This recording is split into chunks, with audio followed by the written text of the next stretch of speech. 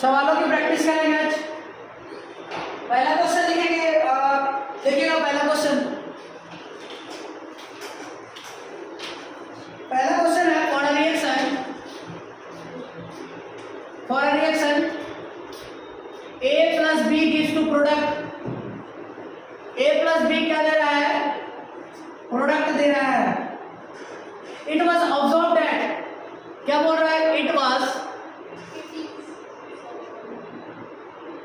It is observe that,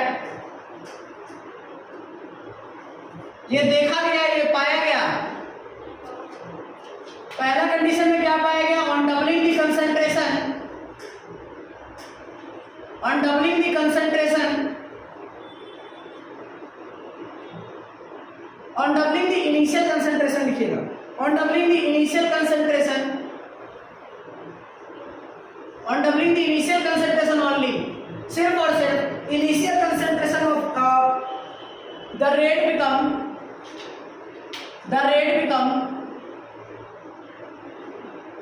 rate of reaction is also double,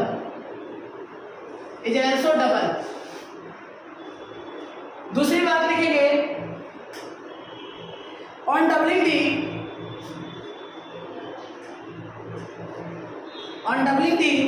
initial concentration of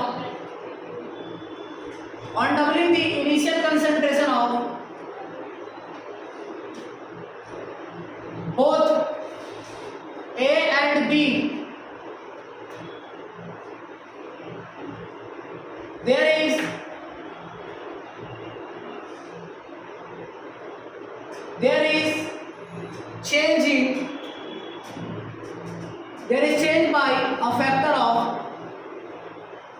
change by a factor of 8 in the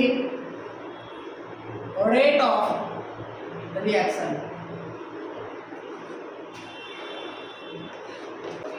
तो rate कैसे लिखेंगे? Rate लिखने का तरीका है, rate equals to लिखेंगे के, ए का पावर क्या लिखेंगे? एक्स लिखेंगे, और बी का पावर क्या लिखेंगे? वाई लिखेंगे।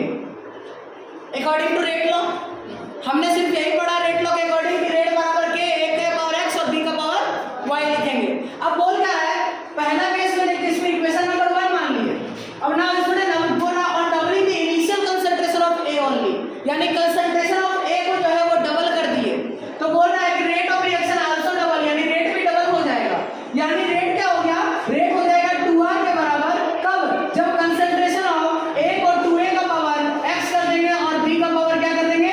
y कर देंगे। इसको मान लिया इक्वेशन नंबर 2। कोई डाउट? अब क्या बोल रहा है? थर्ड केस लेते हैं, on doubling the concentration of initial concentration of, on doubling the initial concentration of both, A का भी डबल करेंगे और बी का भी डबल करेंगे। यानी मेरे स्टूडेंट रेट, तो बोल रहा है कि रेट में जो है वो 8 फैक्टर से इंक्रीज हो जाता है। यानी जब भी बोला जाए कि रेट में चेंजेस आया, वो किसके रिस्पेक्ट में आएगा? फर्स्ट के रिस्पेक्ट में। कोई ऐसा मत समझना कि इसके रिस्पेक्ट में आ गया, हमेशा फर्स्ट के रिस्पेक्ट में आएगा। यानी रेट कितना हो गया? 8r हो गया। 8r बराबर क्या लिखेंगे? के, ए का पावर क्या हो जाएगा? 2a हो जाएगा, और बी का पावर क्या हो जाएगा? सॉरी, पावर तो x ही रहेगा, और यहाँ क्या हो जाएगा? कंसंट्रेशन दोनों का क्या हो जाएगा? डबल हो जाएगा। क्लियर है? यहाँ पर लिखा हुआ है कि on doubling the initial concentration of both A and B there will be change in factor by 8 in the rate of reaction, यानी रेट ऑफ रिएक्शन में फैक्टर्स में चेंज आ गया। वो कितना हो गया? 8 का फैक्टर हो गया, यानी जितना पहले था उसका 8 हो गया। कोई दिक्कत? अब क्या करेंगे हम? इन तीनों का इक्वेशन देखो, हमसे क्या पूछ रहा है? ऑर्डर पूछ रहा है। यानी हमसे वो पूछ रहा है कि हमसे वो ऑर्डर पूछ रहा है, हमसे बताना है कि x और y का वैल्यू कितना होगा। तो हमने बताया था पिछली क्लास में भी कि देखो, अगर x और y का वैल्यू फाइंड करना है तो मेरे स्टूडेंट हमें किसी दो इक्वेशन को डिवाइड करना होगा। उन दोनों इक्वेशन को डिवाइड करेंगे जिसमें कोई एक चीज जो हो सेम हो। जैसे अगर हम सेकंड और थर्ड में देखें तो कंसंट्रेशन ऑफ ए जो है वो दोनों में क्या है? सेम है। तो यानी हम इन दोनों को डिवाइड देंगे तो क्या आ जाएगा? डिवाइड करने पर जरा देखो तो, ए का कंसंट्रेशन सेम नहीं है, 2a है,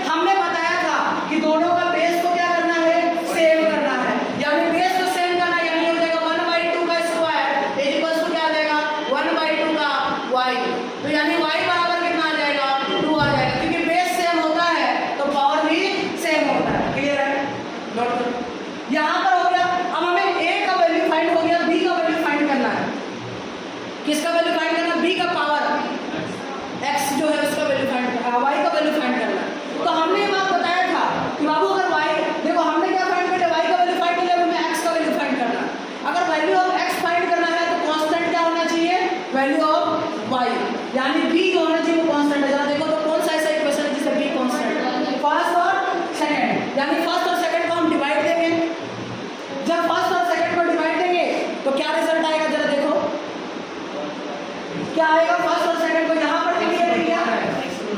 यहाँ पर हम इसको हटा देते हैं। यहाँ पर जब हम डिवाइड देंगे फर्स्ट और सेकंड को, तो फर्स्ट सेकंड डिवाइड होने पे क्या आ जाएगा r/2r इज इक्वल टू क्या आ जाएगा k बाय k।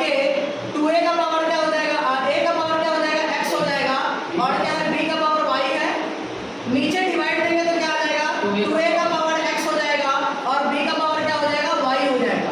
दोनों से b से b कट जाएगा, k से k कट जाएगा, r से r कट जाएगा, यानी 1/2 इज इक्वल टू 1/, देखो ऊपर a है नीचे a है का पावर x हो जाएगा, यानी a से a कट जाएगा और यहाँ पर कटने पर x का वैल्यू जो आ जाएगा वो आ जाएगा 1। x का वैल्यू कितना आ जाएगा 1। क्लियर है? नोट करिएगा,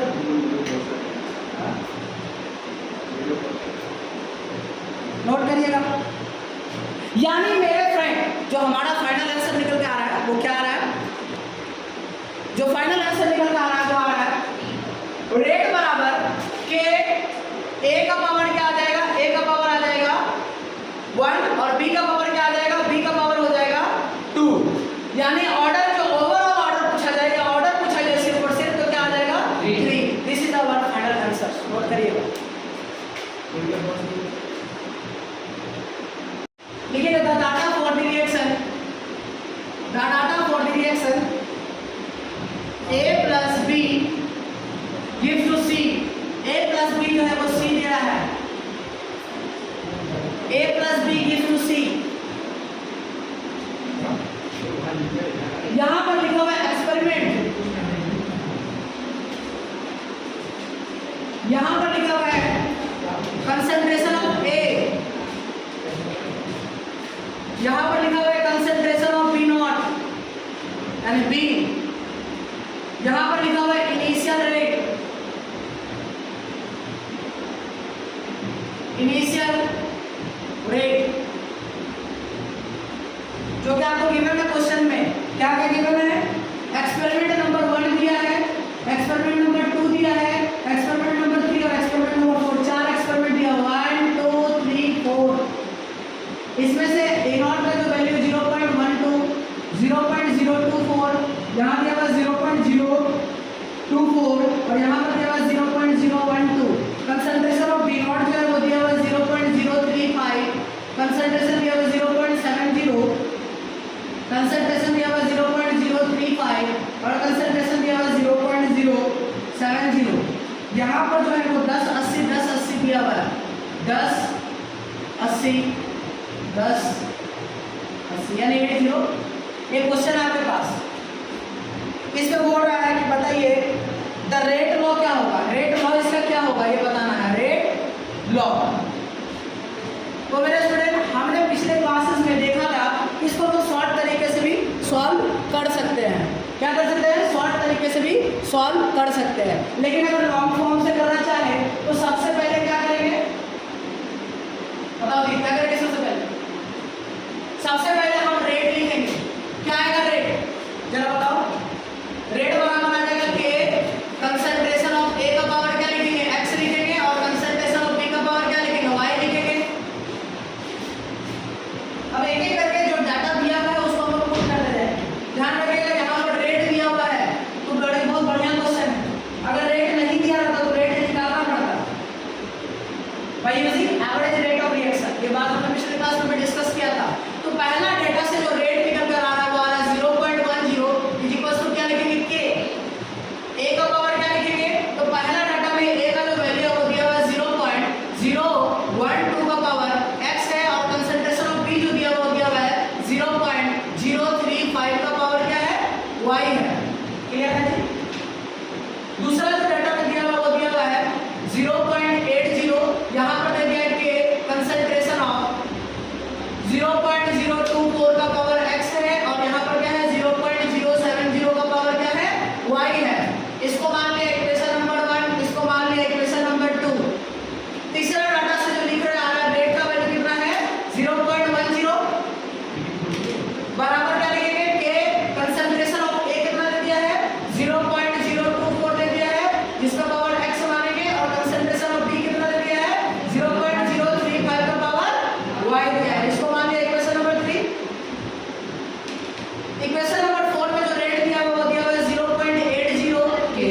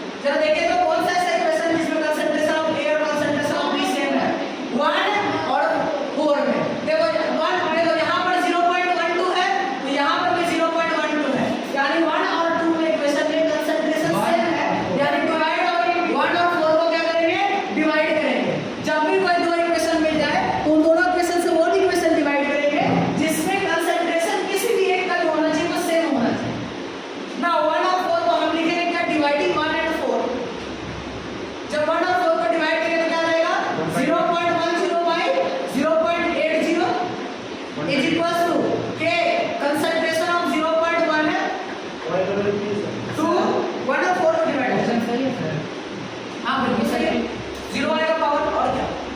हाँ ठीक है, कुछ नहीं, देखते जाओ यहाँ पर क्या लिखा, 0.035 का पावर क्या हो जाएगा, y डिवाइडेड बाय क्या लिखेंगे, k कंसंट्रेशन ऑफ A कितना आ जाएगा, 1/2 का पावर x हो जाएगा और यहाँ आ जाएगा 0.070 का पावर y हो जाएगा। यहाँ से ये दोनों जो है ध्यान से देखिएगा, यहाँ पर ये k का जो है ये कट जाएगा, ये भी दोनों कट जाएगा, यानी ये दोनों का डिवाइड देंगे तो वैल्यू क्या आएगा, इन दोनों का डिवाइड देने पर यानी से यहाँ से जो डिवाइड देंगे तो आ जाएगा 1/8 और इधर क्या आ जाएगा 1/2 का पावर y। तो मेरे स्टूडेंट 1/8 इक्वल्स टू 1/2 का पावर y आ गया, तो हम क्या करेंगे, बेस दोनों का सेम करेंगे। और बेस कैसे सेम होगा, 8 को 2 बनाने के लिए क्या करेंगे, 2 का क्यूब भाई ना, 2 जब 4 हो जाए यानी क्या आ जाएगा 1/2 का क्यूब इक्वल्स टू क्या लिखेंगे 1/2 का पावर y का वैल्यू क्या आ जाएगा 3 आ जाएगा। हमारे पास y का वैल्यू आ गया 3। अब हमें x का वैल्यू निकालना है, तो मेरे स्टूडेंट हम फिर से सोचेंगे, अगर x का वैल्यू निकालना है यानी y वाला सेम होना चाहिए। देखो तो कौन सा इक्वेशन है, 1 और 3, वेरी गुड, 1 और 3 को डिवाइड देंगे, 1 और 3 को डिवाइड देंगे। एक सेकंड, किसी का कॉल आ रहा है। x का फाइंड करना है यानी y सेम होना चाहिए, y सेम होगा यानी हम क्या करेंगे, इक्वेशन नंबर 1 और इक्वेशन नंबर 3 को डिवाइड देंगे और जब 1 3 को डिवाइड देंगे तो जरा देखना 0.10 by 0.10 is equal to k 0.012 का पावर x इनटू 0.035 का पावर क्या हो जाएगा y डिवाइडेड बाय 0k 0.024 का पावर x इनटू क्या हो जाएगा 0.035 का पावर y हो जाएगा। अब मेरे स्टूडेंट देखो, ये दोनों सेम हो गया, ये दोनों भी सेम हो गया, ये भी सेम हो गया, यानी मेरे स्टूडेंट हम देख सकते हैं कि इधर साइड में जो रिजल्ट आ रहा है वो आ रहा है 1 और इधर साइड में जो रिजल्ट आएगा वो आएगा 1/2, दैट मींस 1 इक्वल्स टू 1/2 का पावर x होगा और मेरे स्टूडेंट बेस सेम नहीं होगा, सर 2 से मल्टीप्लाई और 2 से डिवाइड करेंगे। तो देखो सुनो, अब यहाँ पर 1/2 का पावर ऐसा क्या रखे जिससे 1 बन जाए, याद रखिएगा किसी को भी अगर 1 बनाना है दैट मींस पावर क्या होना चाहिए 0, यानी x का वैल्यू क्या आ जाएगा, x का वैल्यू आ जाएगा 0।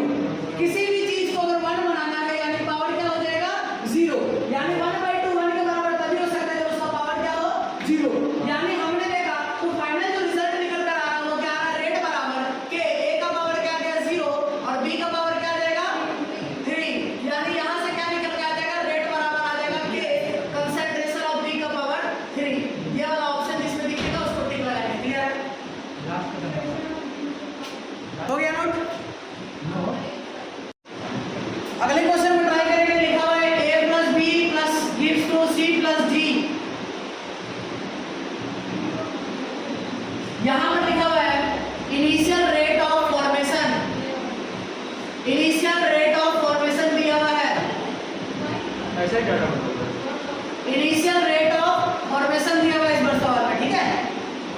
क्या बोल रहा है, कंसंट्रेशन सारा इंफॉर्मेशन दिया हुआ है, जरा हम चेक करेंगे कंसंट्रेशन को जो भी दिया हुआ है क्वेश्चन में। लिखा हुआ है कि कंसंट्रेशन ऑफ A जो है वो है 0.1, D प्रोडक्ट है, C प्लस D प्रोडक्ट है, उससे कोई मतलब नहीं है।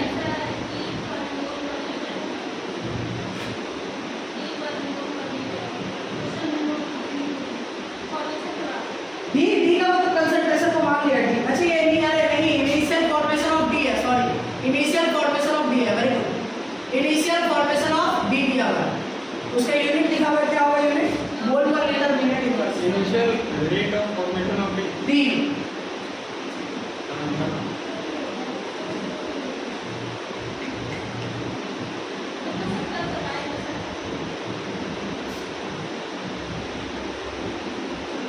चलो बना के दिखाओ जरा,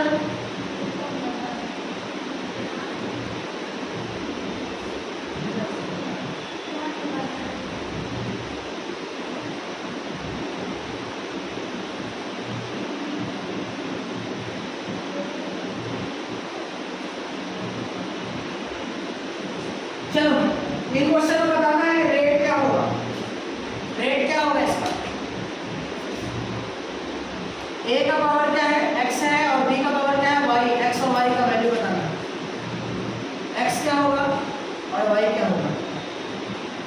फाइंड करना एक्स और वाई, नोट करके फाइंड करो जल्दी से।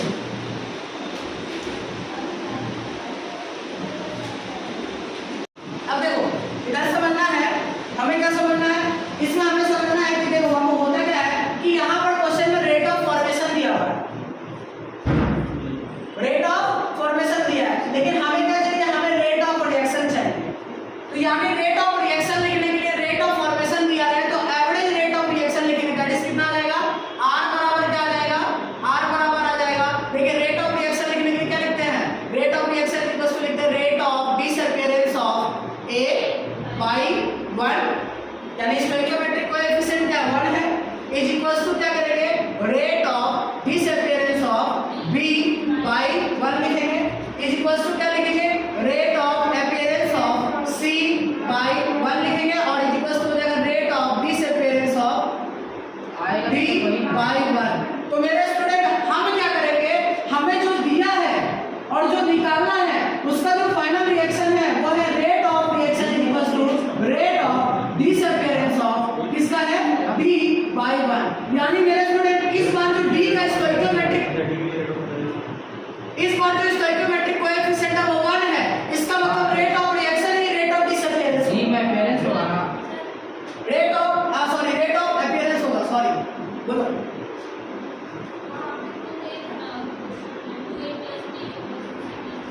नहीं, a प्लस बी है, ठीक है, कोई दिक्कत थोड़ा है उससे क्या, उससे नहीं कुछ नहीं, ठीक है। जहां पर हमने जो लिखा उससे मैच ना वो आंसर अलग है, नहीं है, ठीक। क्वेश्चन अलग है। अब यहाँ पर देखते हैं, नहीं क्वेश्चन अलग नहीं भाई, वो डी से ए से तो कोई रिलेशन ही नहीं है, चलो लिख दिया टू है, कोई दिक्कत थोड़ा है, लिख दिया तो ए से कोई रिलेशन नहीं, यहाँ पर क्या कर दो टू कर दो, क्या दिक्कत, कोई दिक्कत नहीं, हमें जो दिया है उससे रिलेशन फाइंड करना। देखो तो इस क्वेश्चन में क्या है, जो रेट ऑफ रिएक्शन है वही रेट ऑफ अपीयरेंस होगा, ये बात ठीक समझ लो, जो रेट ऑफ रिएक्शन है वही रेट ऑफ अपीयरेंस होगा, क्यों, क्योंकि स्टोइकियोमेट्रिक कोएफिशिएंट 1 है। अगर 2 होता तब क्या करते, तो हमें यहाँ पर रेट ऑफ रिएक्शन फाइंड करना पड़ता, जैसे 2D लिखे तो वहां पे ठीक है। यानी अगर हम क्या करते हैं, देखो जरा ध्यान से, अगर हम इसको मान लेते हैं कि हम लेट अस सपोज कर हम माने चलो ये 1 है तो इसीलिए हो गया। अब क्या है, जो रेट ऑफ रिएक्शन है वही रेट ऑफ अपीयरेंस है, यानी हम यहाँ पर लिख सकते हैं कि इनिशियल रेट ऑफ फॉर्मेशन को ही रेट ऑफ रिएक्शन लिख करके बना सकते हैं, या हम इसको पूरा काट करके रेट ऑफ रिएक्शन लिख सकते हैं, यही रेट ऑफ रिएक्शन है मेरे स्टूडेंट। तो जब जब स्टोइकियोमेट्रिक पहले क्या